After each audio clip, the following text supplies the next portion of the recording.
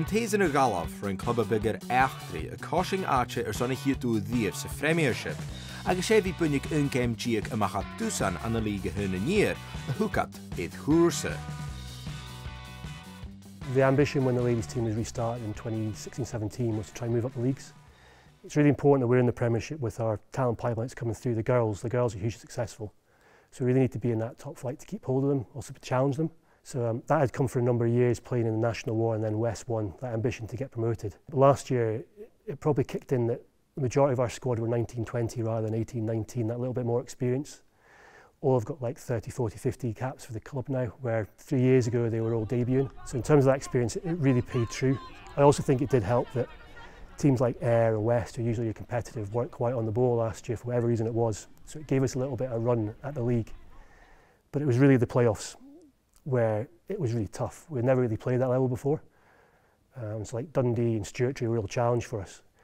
And we like to think that we really got through quite easy, but it was tough and we almost failed. It's been a huge learning curve trying to get up that level of rugby with a young team that's been inexperienced. So the girls have done really well in terms of getting through and getting promoted to the Premiership.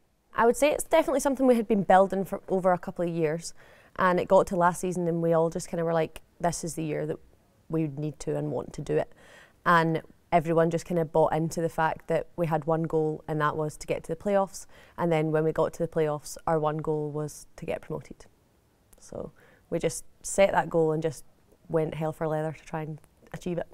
The final down here is a day I'll definitely never forget. I think I've never seen such an amazing turnout of support coming out onto that pitch on that day in April. You couldn't see any family or friends in the crowd just for that many faces there. So yeah, no, it was amazing. It was a really tense game, but we just ground it out and got the win. It's that kind of fight that we've got, that we just want to do our best and yeah, and come out on top. So we knew we had to do it that day, and yeah, we just found a way to win and we did it in the end. So yeah, really, really amazing day. As Joey in playoff, ha ada a club gemór an a bit of fudach sa chiad roing. A half the of league keelhook bar a chutje mis doeling physicach, iden skippe as na kriachen. There's a lot more expected of you. It's a big jump up, you know, it's the Premiership, so it's the highest level we could get to. In saying that though, you know, I think if you're going to be coming to this level, you need to take it seriously, you need to want it, and we absolutely do. We want to be here, and we just want to keep going on this right trajectory in terms of like getting our first win. Yeah, we want to back that up as well, you know, and just see where we can take it. I think because, you know, going up against these other teams, you're going to be brought up to a better standard, and you'd have to be accountable for that. So far, the players we've played against have definitely been harder hitting anyway. Definitely tougher competition, and you can feel it. And yeah, if we need to be good enough to play against big people who are going to hit hard, we need to be able to take the hits and hit them back. So it's about building strength, and we're really blessed with the strength and conditioning that we've got in place at the moment. I think it's been a massive help for us this season so far. We know we're not going to dominate the games. We're going to be a small pack, a young team, physically smaller. We know that. We've really invested heavily on the S&C side of things. You know, our brand new gym facility, it's been open for a year now, is truly fantastic, and that's got to be where we go. Our physical conditioning's got to be really good. We don't want to go back into those playoffs. We want to be above that. In all realistic, we're going to be in the bottom four. I think if we're going to be really real, and it's trying to pick up 4, 5, 6 wins would be a great season for us. From then on, we will grow and grow and grow. The ambition is definitely to win a national title. When that happens I'm not putting a timeline on that, but we will strive to get to the top of the amateur game in Scotland. Rud eile ha sisu amach fo Club Rugby Biggar se cluichid na halapa Emma a cluich an club na páiste. Ringe dúich het vat gartchas leis an score húdi in na Cymru an na cúpa na Crinne. Ach stácha hannig gnéf a bevóf o chluichid as a skipin och a Biggar, leichid sa neugachke a gai a quiet. Here's on the Salford. Yeah, it's amazing. Like, it's so cool. I think it's probably unmatched, like the level of support like Biggar gives to Emma and stuff, and the Scotland team as a whole.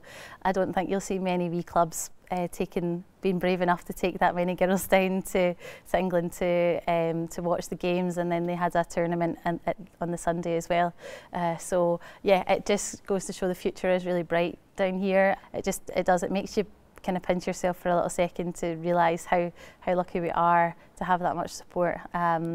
With the girls all with their bucket hats with their bigger logos and their Scotland flags. It was class to see. It was really cool. Probably when I started playing rugby at under 15s, I didn't really follow the Scotland women. I probably wouldn't know who they were. But you know, to have somebody like Emma in that kind of visible role, yeah, she started her rugby here from a small age, and she's just followed the process, worked really, really hard to get there, and you know, it just shows that if you put the work in, if you're talented, you'll get there. So yeah, she's an amazing role model, and it's so important to have her, you know, spending time with these girls at these games, because sometimes she maybe doesn't realise how many people she is inspiring at the end of the day. That's something I would have loved to have done when I was that age. Like, yeah, for them to be able to do that, and a memory that they'll have forever, really is, yeah, I'm buzzing for them.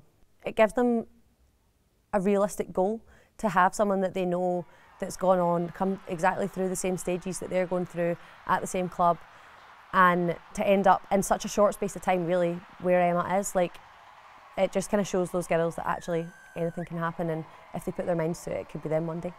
I think it makes it real for them. The dream they can see is very easily captured through a little bit of hard work, because Emma worked so hard through her youth section, she really did. So there's a little bit with what we call the bigger DNA here.